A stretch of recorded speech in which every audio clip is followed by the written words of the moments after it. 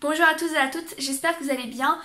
Moi ça va pas ouf, je n'ai pas dormi de la nuit, je reviens d'un voyage de Venise, on est revenu en bus. Je suis complètement craquée, mais j'avais très envie de tourner une vidéo. Donc je prends le goûter tout en discutant avec vous pour une nouvelle vidéo sur le thème du véganisme. Étant végane et étudiante et ayant 20 ans en France, je pense que ça peut être intéressant de partager mon expérience. Et je sais que mon audience a à peu près le même âge que moi, donc je sais que peut-être vous vous identifierez à moi et que ça peut peut-être plus vous aider d'entendre mes conseils sur ce sujet que celui d'une personne de 30 ans, je ne sais pas. Dans la première vidéo de cette série dans laquelle je vous demandais de me poser des questions, il y avait une question qui avait retenu mon attention et que je trouvais vraiment pas mal, et je préfère la traiter dans une seule vidéo plutôt que de la traiter dans une FAQ parce que elle est selon moi très importante. Bon, je vais vous lire le commentaire, ce sera plus simple. Hey, super idée de vidéo, j'ai hâte de voir tout ça.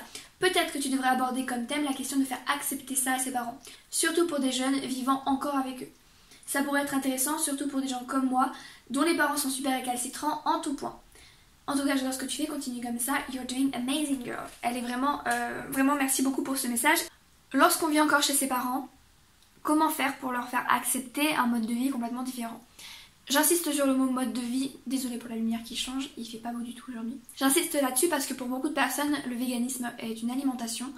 Alors je tiens quand même à préciser que ce n'est pas le cas. Le végétalisme, c'est une alimentation, le végétarisme c'est une alimentation, être omnivore, être carnivore c'est une alimentation, ou c'est plutôt une possibilité biologique, mais être végane ce n'est pas qu'une alimentation, c'est un paquet dans lequel il y a bien sûr une alimentation plant-based, une alimentation végétale, bien sûr le respect des droits des animaux, boycotter certains endroits tels que les cirques, les zoos, les parcs d'attractions où on utilise des animaux contre eux, ne pas utiliser des produits testés par l'industrie pharmaceutique sur des animaux qui ne le méritent pas. La liste n'est vraiment pas exhaustive, je pense que je pourrais la continuer, mais bref, je pense que vous avez compris, j'insiste vraiment sur le fait que ce n'est pas qu'une alimentation, mais c'est un mode de vie.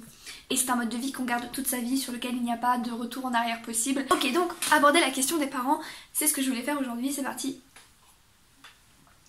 Il y a quelques années sur ma chaîne, j'avais fait une vidéo d'ailleurs qui a toujours beaucoup de vues actuellement, enfin beaucoup pour ma chaîne en tout cas, alors que je la trouve vraiment nulle à chier. C'était une vidéo dans laquelle je répondais à la question comment faire accepter à ses parents les piercings et les tatouages.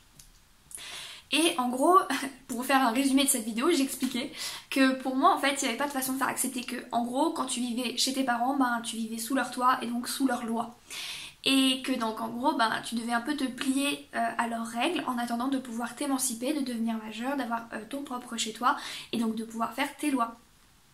Et en fait, pour ce qui est du véganisme, en revanche, j'ai un autre avis. La seule chose qui est vraiment très importante pour moi, c'est d'être très renseignée, surtout au niveau de l'alimentation, parce que si on a grandi toute sa vie dans une alimentation, qu'elle soit végétarienne ou omnivore, et de la changer pour une alimentation végétale, il y aura quelques petits soucis et il va falloir arriver à faire en sorte qu'on mange équilibré en fait, c'est tout. Je pense que je vais reprendre exactement le même premier conseil qui est d'en parler avec vos parents, de leur expliquer votre point de vue, essayer d'y aller très calmement, encore une fois montrer que vous êtes sûr de vous, déterminé, que vous êtes bien renseigné, d'ailleurs renseignez-vous avant bien sûr, ou pas d'ailleurs, vous avez le droit de leur dire qu'il y a des choses sur lesquelles vous allez avoir besoin de leur aide, peut-être que vous allez avoir besoin d'aide pour cuisiner. Bon, ensuite on va partir du cas de figure où il y a deux possibilités. La première, peut-être vos parents vont accepter ce changement, accepter de vous accompagner peut-être là-dedans, de changer leur mode de vie à eux aussi, même si on sait très bien que pour toutes les personnes qui ont plus de 40, 50 ans, 60 ans, c'est souvent très rare, la reconversion à cet âge-là est très difficile. C'est pour ça que j'encourage vraiment les jeunes personnes à devenir véganes, parce que si on ne le fait pas quand on est jeune, plus on grandit et plus c'est difficile je pense. Ou alors, peut-être qu'ils ne voudront pas eux-mêmes le devenir, mais qu'ils vont vous autoriser à l'être chez vous, et voilà. Dans ce premier cas, ça a l'air plutôt très chouette, mais malheureusement je pense que la deuxième possibilité dans laquelle vos parents ne veulent pas, en fait, va être plus probable, très certainement. Et dans ce cas-là, bon, j'ai peut-être quelques petits conseils à donner quand même dans ces cas-là, même si je pense que ça va être très dur, faut qu'on se le dise. Premièrement, si vous mangez dehors, je pense que c'est à ce moment-là que vous pouvez vous permettre une alimentation végétale. Que ce soit lorsque vous allez au resto, à la cafétéria, comment on appelle ça, à la cantine, au lycée, ce genre de choses, ou lorsque vous faites des pique-niques. Franchement, les pique-niques, je pense que c'est la chose que je préfère faire au monde. C'est peut-être la façon la plus simple en fait de véganiser les plats. Bien sûr, si vos parents ne sont pas convaincus, la meilleure façon peut-être de les convaincre, c'est en les faisant manger des plats végétales approuvés, disons, qui sont vraiment bons. Je tiens aussi à préciser que je sais à quel point c'est difficile lorsque votre entourage le plus proche, les gens que vous aimez, ne comprennent pas votre pensée, votre choix de vie. Et vraiment j'envoie tout mon soutien aux personnes qui veulent transiter mais qui ne trouvent pas de soutien dans leur famille. Moi j'ai eu la chance d'avoir une sœur qui a transité un an et demi avant moi, donc c'était hyper facile parce que ma mère était déjà habituée à cuisiner, etc. Et surtout j'ai la chance d'avoir un copain qui est absolument génial et qui m'a aidé à m'affirmer devant mes autres amis ou devant ma famille. Et voilà, donc je reconnais que c'est pas donné à tout le monde. Et je reconnais aussi qu'il y a certains cas qui sont un peu plus difficiles que d'autres. Bon, bref. Autre petit conseil peut-être, pourquoi pas aller voir une nutritionniste avec vos parents. Vous pouvez aussi leur promettre, moi c'était mon cas, de faire des tests sanguins pour les rassurer. Voilà, au bout de 6 mois, vous leur dites je ferai des tests et si jamais je suis en mauvaise condition, je change. Enfin, vous voyez ce que je veux dire, bref. Le conseil vraiment principal, c'est les rassurer. J'ai aussi de gros souvenirs de réflexions extrêmement idiotes de personnes de mon entourage sur la question du véganisme. Certaines personnes devraient regarder cette vidéo, donc vont se sentir concernées très certainement. Des fois des choses un peu idiotes qu'on peut entendre, et là-dessus moi mon conseil c'est d'être préparé, de bien connaître sa rhétorique, de savoir comment remballer les gens qui osent détruire la cause animale alors qu'ils n'y connaissent rien.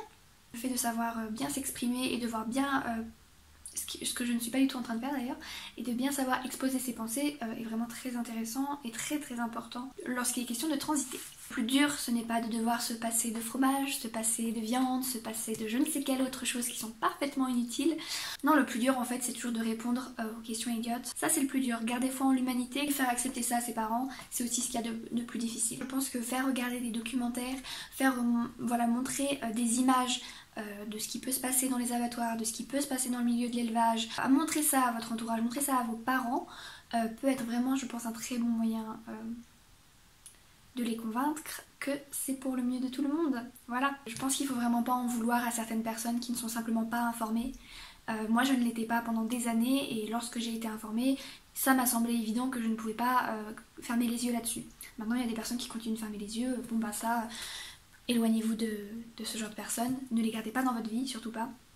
Pour les animaux, pour leur libération, pour une meilleure vie sans autant de pollution. Voilà, c'est tout ce que j'avais à dire. J'espère que cette vidéo vous aura plu. Je vous laisse comme d'habitude avec une dernière petite citation. Je vous aime fort et à bientôt. Voyez la vie de ces riches, écoutez leurs conversations. Quels sujets élevés les intéressent? Et la philosophie, et la science, et l'art, et la poésie, et la question de la distribution de la richesse, et le bien-être du peuple, et l'éducation de la jeunesse.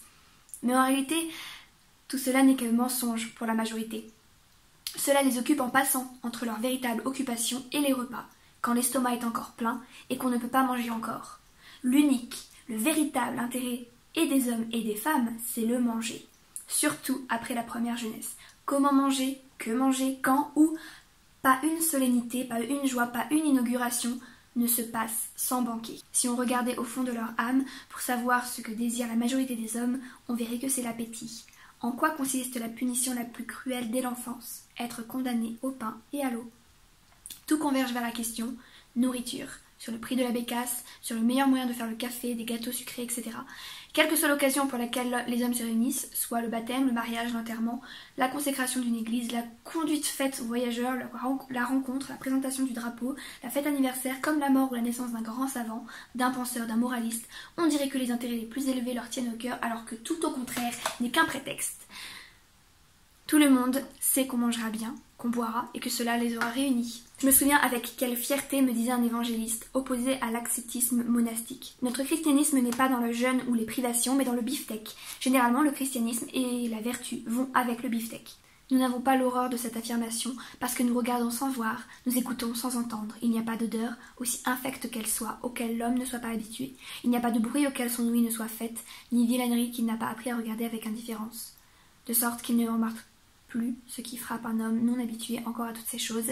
Il est de même dans le domaine moral. Bref, j'ai une petite pensée pour toutes les poules de Noël qui sont déjà nées il y a quelques semaines de ça, qui mourront dans la plus grande sauvagerie et dans la plus grande inutilité aussi. Je vous laisse réfléchir sur le fait que toutes les fêtes religieuses et les grandes célébrations humaines s'accompagnent souvent de massacres d'animaux.